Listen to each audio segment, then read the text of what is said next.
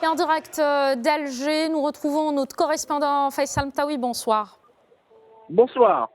Alors, comme on vient de le voir sur ces images, la mobilisation était au rendez-vous ce dernier vendredi avant la présidentielle donc, du 12 décembre. Qu'est-ce qu'on retient de cette journée ? Effectivement, c'est le 42e vendredi depuis le début de la contestation populaire en Algérie. C'est le dernier vendredi, vous l'avez dit, avant l'élection présidentielle qui est prévue le 12 mars prochain, c'est-à-dire jeudi prochain.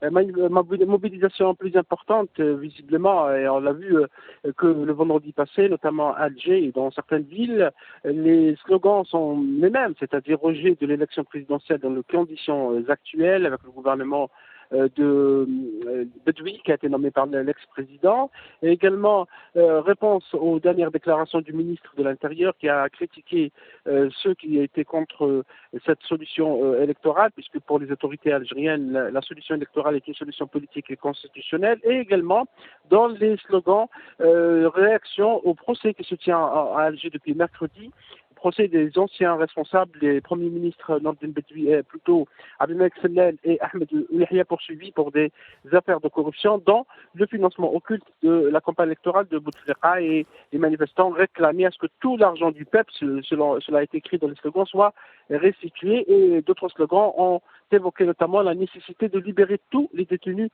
politiques, notamment ceux qui ont été arrêtés ces dernières semaines.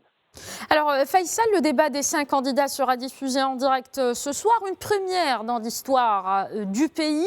Qui va convaincre, à votre avis, les Algériens ?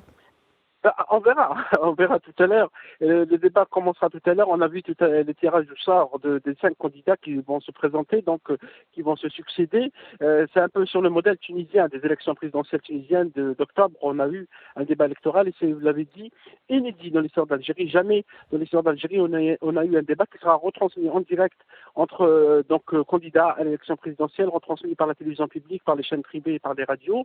On verra qui va convaincre les Algériens. Tout le monde s'attend à ce que les candidats répondent notamment au mouvement de contestation qui réclame des changements politiques dans notre pays, qui rejette les élections dans les conditions actuelles, qui réclame donc un changement réel. Et tous les candidats, cela a été vu et entendu durant la campagne électorale, ont tous dit qu'ils vont appliquer ce que le mouvement de contestation de Hirak réclame. Donc ce soir, on verra qu'est-ce qu'ils vont dire à ce propos, au-delà de ce qu'ils vont proposer sur le plan économique, puisque l'Algérie connaît une situation économique difficile, et sur le plan social également.